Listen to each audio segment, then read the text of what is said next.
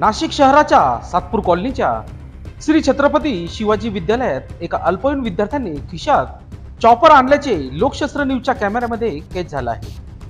त्या विद्यार्थ्याने हा चॉपर नेमकी कशासाठी आणला होता हे कारण मात्र कदाचित तो विद्यार्थीच सांगू शकेल. हा प्रकार दिनांक 28 डिसेंबर 2023 रोजी दुपारच्या वेळेचा आहे.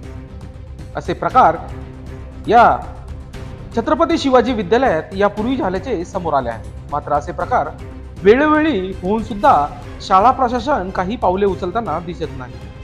गेल्या हप्त्यात शाळेचे शिक्षक PR पवार सर यांच्या डोळ्यादेखत विद्यार्थी संरक्षण भिंतीवरून धूमशाही उड्या मारताना आढळले होते आणि तशी बातमी देखील लोकशास्त्र न्यूजच्या माध्यमातून प्रसारित झाली होती.